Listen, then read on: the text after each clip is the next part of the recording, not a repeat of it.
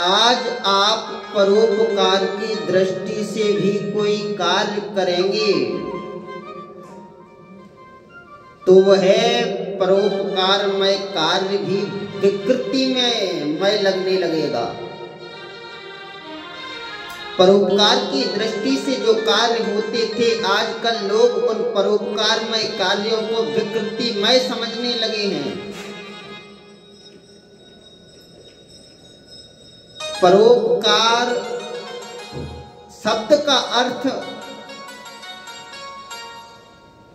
दूसरों के लिए उपकार करने की भावना व्यक्त करता है, लेकिन कभी कभी ऐसा भी हो सकता है कि जितना आपका हृदय परोपकारमय स्तर पर पहुंचेगा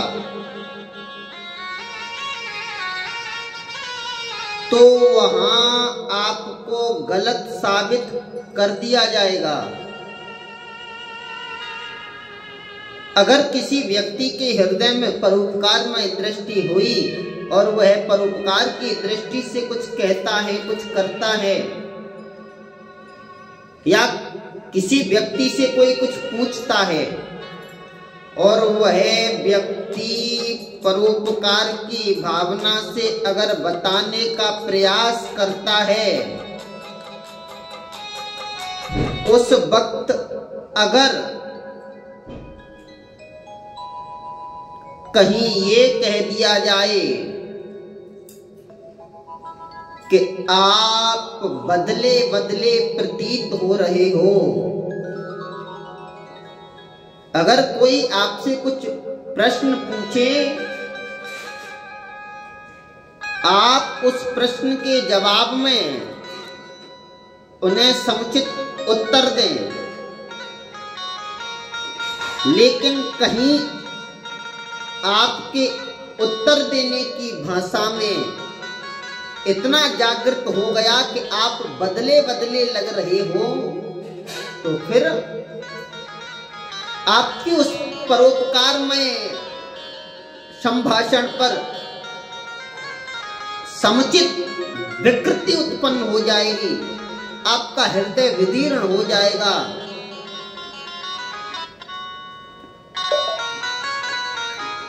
कंपनमय दृष्टि में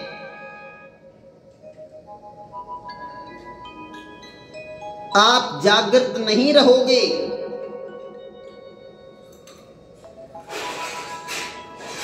फिर तुम्हारे मन की जो लय है वो है अतुल्य स्थान से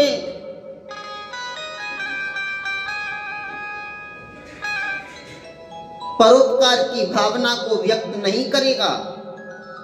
आपके अंदर से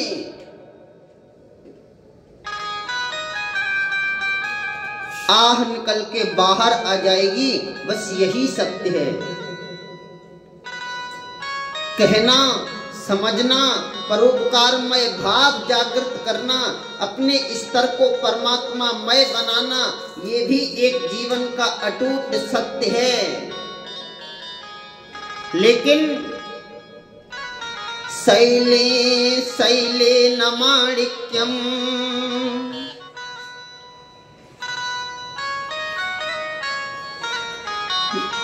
मोक्तिकं न गजे गजे,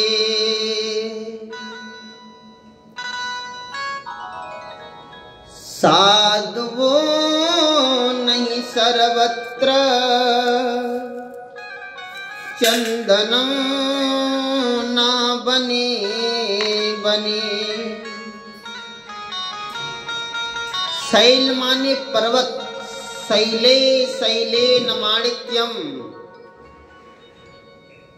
प्रत्येक पर्वत पर मणि नहीं होती है।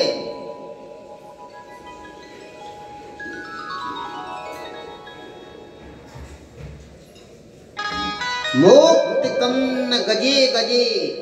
प्रत्येक हाथी के मस्तक पर मोती नहीं होते हैं।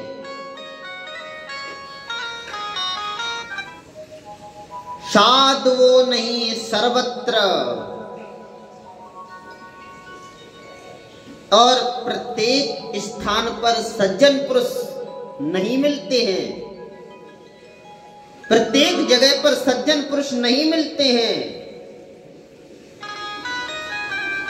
चंदनम ना वने बने, ऐसे ही प्रत्येक स्थान पर चंदन नहीं मिलता है। प्रत्येक बने बने जंगल, प्रत्येक जंगल में, हर जंगल में चंदनम ना वने बने, प्रत्येक वन में चंदन नहीं मिलता है। ठीक उसी प्रकार अगर यह जीव परोपकार की भावना जागृत करता है तो तू सज्जन पुरुषों के सत्संग और सम्मत में कर।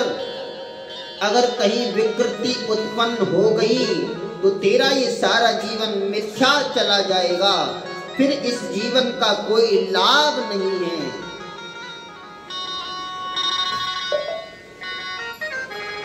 यहां तक कहा जाता है कि तेरे परोपकार करने की भावना जो जागृत होती है वह भी एक दिन तेरे अंदर से निकल जाएगी। क्यों? क्योंकि अब समाज बदल गया है। पहले परोपकार करते थे तो परोपकार को परमात्मामय देखा जाता था, और जीव आज अगर तू परोपकार की भावना जागृत भी करता है और कहीं आपके हित में ही विकृति प्रारंभ हो गई तो तेरा सारा जीवन नष्ट हो जाएगा, तो किसी परोपकार के काबिल नहीं रहेगा। हाँ, बस यही है जीवन का सत्य, अन्यत्र सब असत्य है, सब मिथ्या है। श्रीमद् भागवत महापुराण के अंतर्गत यही तो कहते हैं प्रहलाद जी। आप दिव्य कथा के माध्यम से श्रवण कर ही रहे हैं।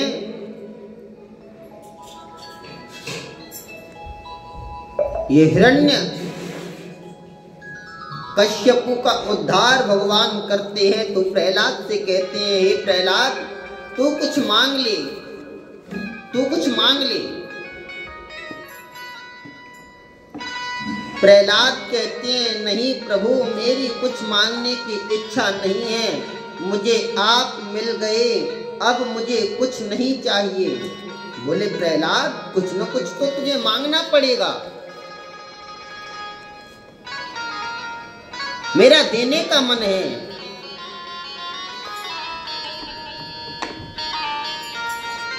प्रहलाद कहते हैं, हे प्रभु, मुझे कुछ नहीं चाहिए, आपने मुझे वो दे दिया है जो संसार में कभी किसी को नहीं दिया होगा।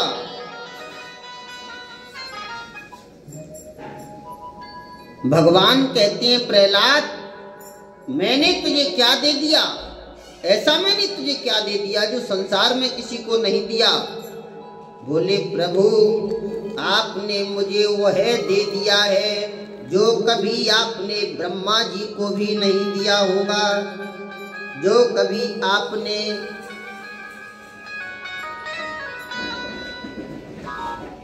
शंकर जी को नहीं दिया है, जो कभी आपने अपनी पत्नी उमा को भी नहीं दिया है, आपने मुझे वो दे दिया है। रो पड़े हैं प्रहलाद। भगवान पूछते हैं, पागल, मैंने ऐसे तुझे क्या दे दिया? तो प्रहलाद कहते हैं, क्वाहं रजः प्रभवै सतमोधिकेस्मिन्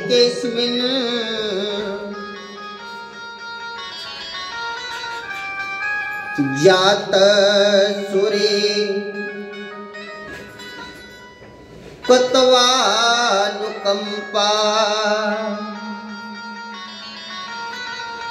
क्वाहं रजः प्रभवै सतमोऽधिकेऽस्मिन्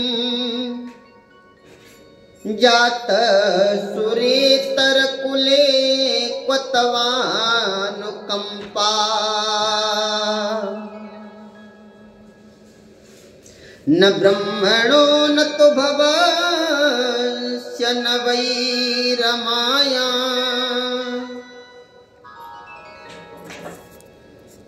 यन्मेर्पितः सृष्टि पद्मकर प्रसाद।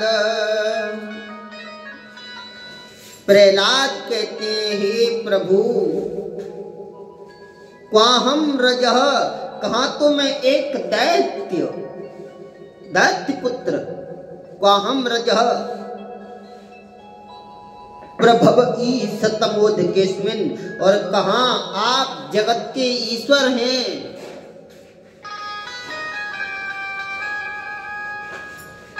फिर भी आपने मुझे वो दे दिया जो संसार में किसी को नहीं दिया। भगवान कहते हैं, प्रहलाद मैंने ऐसा तुझे क्या दे दिया? तो प्रहलाद कहते हैं, हे प्रभु, न ब्रह्मणो न तो भवस्य न वै रमाया, जो तुमने ब्रह्मा जी को नहीं दिया है, भगवानी शंकर, जो तुमने शिव जी को नहीं दिया है, न वै रमाया, न जो तुमने अपनी पत्नी कभी रमा को, लक्ष्मी को दिया, आपने मुझे वो दे दिया। बोले ऐसा क्या दे दिया मैंने तुझे? तो प्रहलाद कहते हैं, हे प्रभु,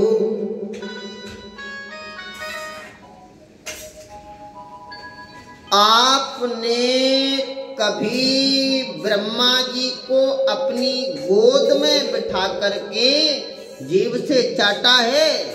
बोले ना प्रहलाद ना। बोले तो क्या आपने भगवान शंकर जी को अपनी गोद में बिठा करके कभी जीभ से चाटा है? बोले नहीं नहीं नहीं। तो बोले फिर अपनी पत्नी लक्ष्मी को कभी गोद में बिठा करके आपने जीभ से चाटा है? ना। तो बोले प्रभु, आपने मुझे गोद में बिठाया और ऊपर से आप मुझे जीभ से चाट रहे हो, इससे ज्यादा मुझे क्या चाहिए? जो कभी ब्रह्मा के नसीब में नहीं था, भगवानी शंकर के नसीब में नहीं था, और लक्ष्मी आपकी पत्नी के नसीब में वो नहीं प्राप्त हुआ जो मुझे प्राप्त हो गया, मुझे इससे ज्यादा क्या चाहिए?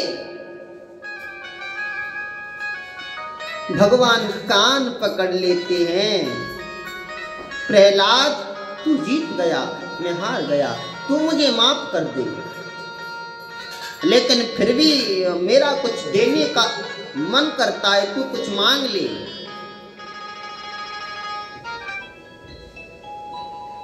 प्रहलाद कहते हैं, हे प्रभु, अगर आप देना ही चाहते हैं तो मेरे पिताजी की मुक्ति हो जाए, बस यही। बोले पागल, जिस पुत्र के पिता की आंतों को निकाल करके मैंने गले में डाल लिया, उसका उसी वक्त उद्धार हो गया। फिर भी प्रहलाद मेरे देने का मन है, तू कुछ मांग ले। प्रहलाद कहते हैं, ना प्रभु, मुझे कुछ नहीं चाहिए। बोले प्रहलाद, तुझे कुछ न कुछ तो मांगना पड़ेगा।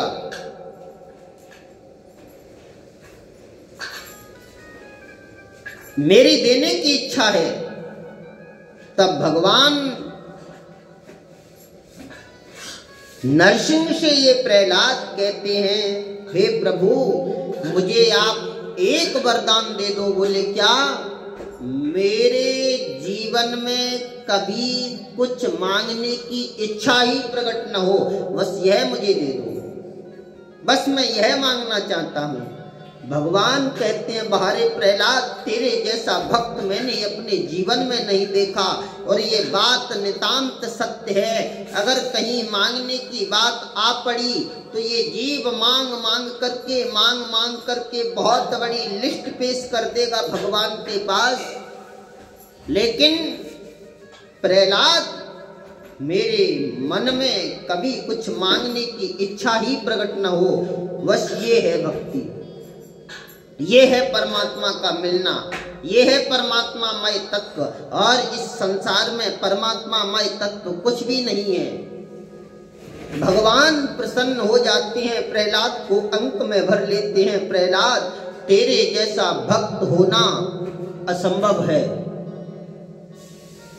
तेरे जैसा भक्त होना सर्वथा असंभव है। तो बस जीव इतना समझ जाए,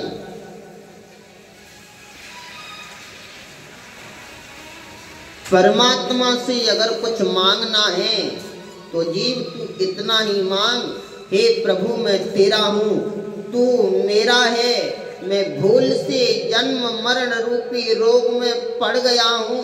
पुनरपि जन्मम पुनरपि मरणम पुनरपि जननी जठरे शयनम। मैं बार बार जन्म लेता हूँ, बार बार मरता हूँ। बस इस जन्म मरण रूपी रोग से तू मुझे मुक्त कर दे। बस यही परमात्मा से मांग, यही तेरे कल्याण का साधन है। अन्यत्र पगले तेरे और कोई कल्याण का साधन नहीं है इस संसार में।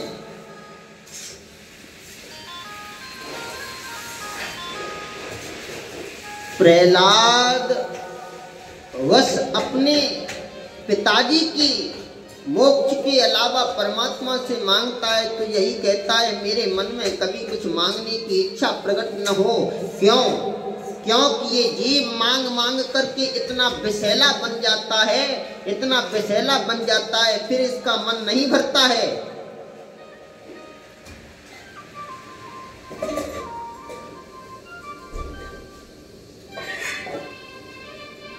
तुलसीदास जी ने यही तो कहा है,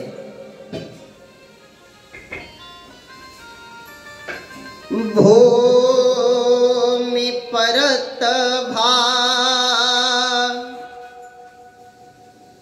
डाभर पानी,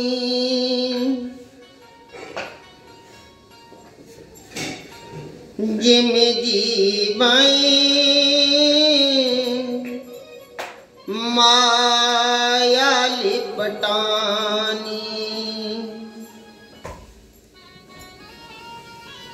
जब बारिश होती है तो बारिश का पानी इस पृथ्वी पर गिरता है, कितना स्वच्छ होता है, कितना सुंदर होता है। भूमि परत भाडावर पानी, लेकिन पृथ्वी पर गिर कर के वो पानी कीचड़ बन जाता है। जैसे ही आकाश से गिरा कितना स्वच्छ था, पृथ्वी पर पड़ा तो पृथ्वी पर गिरते ही वह जल इस धूल में मिलकर के कीचड़ बन गया। ठीक उसी प्रकार जिम जीवै माया लिपटानी, ऐसे ही ये जीव जब माँ के गर्भ से बाहर आता है तो माँ के गर्भ से आने से पहले कम से कम ये जीव परमात्मा का भजन चिंतन ये करता है, एकदम स्वच्छ है, विकार रहित। लेकिन जैसे ही ये माँ के गर्भ से आया और इस पृथ्वी पर पड़ा तो जिम जीवै माया लिपटानी, फिर इसको माया ने जकड़ लिया और माया में लिपट करके ये दूषित हो गया। फिर ये परमात्मा के काबिल नहीं रहता है। तो माया से बचना ये बहुत कठिन है। अगर हम और आप प्रहलाद बन जाएंगे तब इस माया से परे हो सकते हैं। बोलिए द्वारिकाधीश भगवान की जय, कृष्ण चंद्र भगवान की जय। जय जय श्री राधे।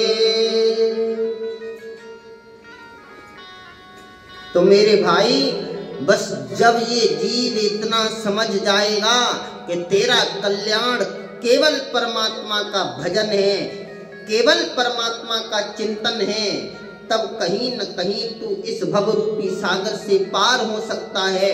अन्यत्र तेरा और कोई भवसागर से पार होने का बिल्कुल भी रास्ता नहीं है। बता दें, भजन करने का अगर किसी का मन हुआ तो समझ लेना परमात्मा ने उसके ऊपर बहुत बड़ी कृपा कर दी है। तब उसका मन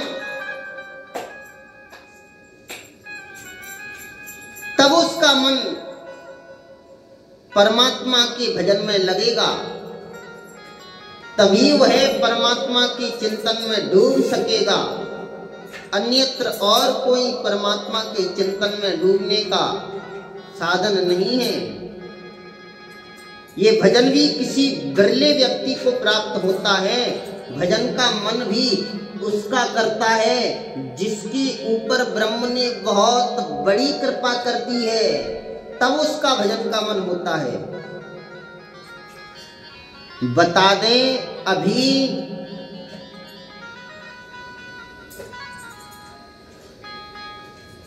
नाम नहीं लूंगा, गुरुदेव के साथ हम कथा में गए थे, तो वहां कथा के माध्यम से जैसे ही कथा विराम हुई, यज्ञ की तैयारियां चल रही थी, तब वहां एक गुड़िया, एक कन्या, उसकी आयु कुछ खास ज्यादा नहीं रही थी, लेकिन भक्ति उनके अंदर इतनी जागृत। उन्होंने एक प्रश्न पूछा, महाराज जी, क्या श्रीमद् भागवत महापुराण की कथा को हम पढ़ सकते हैं? क्या स्वाध्याय कर सकते हैं? क्या जीव के लिए स्वाध्याय जरूरी है? बहुत सुंदर, भावनाओं का परम स्वागत है। हाँ, स्वाध्याय परम आवश्यक है, स्वाध्याय करना चाहिए जीव के लिए। और स्वाध्याय आप करोगे तो परमात्मा के विषय में जानकारी रहेगी, जिससे हमारी श्रद्धा परमात्मा के प्रति बढ़ने लगेगी। वो श्रद्धा बढ़ेगी तब रति माने परमात्मा से प्रेम हो जाएगा। श्रद्धा रति जब दो तुम्हारे अंदर प्रवेश कर जाएंगी तो भक्ति रनुक्रमिष्यति, तब भक्ति आपके अंदर जागृत होगी, तब परमात्मा भी कहीं न कहीं कृपा कर देंगे। तो स्वाध्याय जरूर करना चाहिए। बोले महाराज जी, स्वाध्याय का नियम क्या है? स्वाध्याय का नियम क्या है?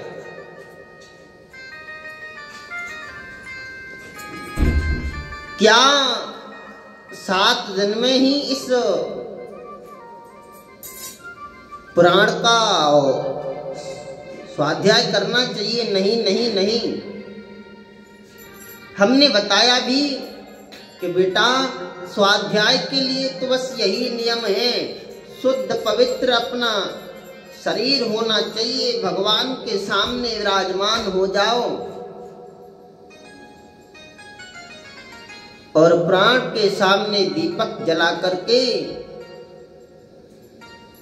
दिव्य भावना से मैं परमात्मा के विषय में जानकारी प्राप्त करना चाहता हूँ या चाहती हूँ, ये भावना रही। और बस फिर भगवान के सामने विराजमान होकर के दिव्य उस प्राण के बोध को प्राप्त करें। यही इस जीव के लिए केवल कल्याण का साधन है, अन्यत्र कुछ नहीं। स्वाध्याय के यही नियम है, शुद्ध शरीर होना चाहिए, शुद्ध खान पान होना चाहिए, और जितना बन सके उतना भगवान के विषय में जानकारी एकत्रित करो, जितना हो सके उतना ब्रह्म के विषय में समझो, जितना हो सके उतना ब्रह्म के विषय में एक दूसरे को समझाने की चेष्टा करो, जितना हो उतना ब्रह्म के बारे में जानकारी एकत्रित करके ब्रह्ममय होकर के अपना कल्याण करें। बस यही स्वाध्याय का नियम है। पवित्र शरीर लेकर के पवित्र स्थिति में पवित्र प्राण को आसन बिछा करके विराजमान हो जाएं। सुंदर बलखल पर, जमीन पर न रखते हुए सुंदर बलखल पर उस प्राण को स्थापित करें। फिर पवित्र भावना से उस प्राण का बोध प्राप्त करें। जहां तक संस्कृत नहीं पढ़ पाए तो न पढ़ना चाहिए। अगर अशुद्ध अवस्था आपकी वाणी में हो, वाचन आप ठीक नहीं कर पाए, शुद्ध उच्चारण नहीं कर पाए, कोई बात नहीं, आप हिंदी का स्वाध्याय करें। अध्याय बाई अध्याय एक एक करके इन अध्यायों का आप गहन अध्ययन करके भगवान के चरित्र को अपने चित्त में उतारें। इसलिए ब्रह्ममय चरित्र बन जाए, तब हम भगवान तक समझें, तब हम भगवान की कथाओं को समझ पाएंगे, तब भगवान के चरित्रों को समझ पाएंगे। जब उन चरित्रों में हम और आप विलीन हो जाएंगे, तब इन चरित्रों से हमें कुछ प्राप्त होगा। तो बस यही नियम है। सुंदर आसन बिछाएं, जल रख करके जल को ग्रहण कर आचमन करें, शरीर को पवित्र करें। उसके पश्चात दीपक जला करके पान, फूल, फल, मिठाई जो भी बने भगवान का भोग लगाएं और फिर कहे, हे जगत के ईश, हे कृष्ण परमात्मा, हम आपके इस प्राण को स्वाध्याय की दृष्टि से पढ़ना चाहते हैं। हमारे अंदर आप इतनी सामर्थ्य प्रदान करें कि हम दिव्य प्राण को मन लगा करके पढ़ें और पवित्र भावना से पवित्र चरित्रों को पढ़ करके अपना कल्याण करें, आपके विषय में बोध प्राप्त हो। धूप, दीप, नैवेद्य इत्यादि से भगवान का पूजन करें। और फिर भी अगर कोई विद्यार्थी है वो पढ़ना चाहे तो वैसे तो अन्यत्र कोई नियम नहीं है, बस यही नियम है कि विद्या का अनादर न करें। आदर सहित विद्या को सीखने के प्रयत्न से, विद्या प्राप्ति के प्रयत्न से भगवान का स्मरण करके पवित्र भावना से अध्ययन करें। जितना हो उतना अध्ययन करें। बस यही एकमात्र नियम है कि परमात्मा के विषय में कैसे भी हो हमें जानकारी होनी चाहिए। हमारा ब्रह्म क्या है, हमारे ब्रह्म ने क्या क्या लीलाएं की, किस लिए परमात्मा इस पृथ्वी पर आते हैं। आखिर परमात्मा का हम और आप सभी के बीच में आना, क्रीड़ा करना क्या कारण है? बस कारण एकमात्र है, वो इन्हीं प्राणों के माध्यम से आपको मिलेगा। आप पढ़ें, इसमें सब कुछ लिखा है। जैसे गीता में भगवान श्री कृष्ण खुद बताते हैं कि मैं किस लिए आता हूं। यदा यदा हि धर्मस्य ग्लानिर्भवति भारत। अर्जुन को यही तो समझाते हैं, हे पार्थ, केवल इसीलिए मैं इस भारत भूमि में जन्म लेता हूं। जब जब धर्म घटता है, अधर्म बढ़ता है और अधर्म धर्म पर विजय प्राप्त करना चाहता है तो मुझ पर देखा नहीं जाता है। यदा यदा हि धर्मस्य ग्लानिर्भवति भारत। हे अर्जुन, मैं धर्म की रक्षा करने के लिए ही फिर इस भारत में जन्म लेता हूं। गौ, ब्राह्मण, संत और धर्म, इनकी रक्षा के लिए ही मैं पृथ्वी पर जन्म लेता हूं, मैं पृथ्वी पर अवतार लेता हूं। वैसे परमात्मा केवल अवतार ही लेते हैं। जन्म शब्द से संबोधित कर देते हैं, लेकिन परमात्मा केवल अवतार लेते हैं, और वो भी धर्म की रक्षा के लिए। तो ऐसा अपने मन में भाव होना चाहिए कि हमारा धर्म क्या है, हमें क्या करना चाहिए, प्राणी मात्र का कल्याण कैसे होगा, हमारा कल्याण कैसे होगा, हमें दूसरों का कल्याण करने का अवसर कैसे प्राप्त होगा। बस यही भावना होनी चाहिए। कल्याणमय दृष्टि से स्वाध्याय जब भी करो पवित्र भावनाओं से। इसका कोई नियम नहीं है। फिर अगर पवित्र भावनाएं हैं तो बोलिए कृष्ण चंद्र भगवान की जय।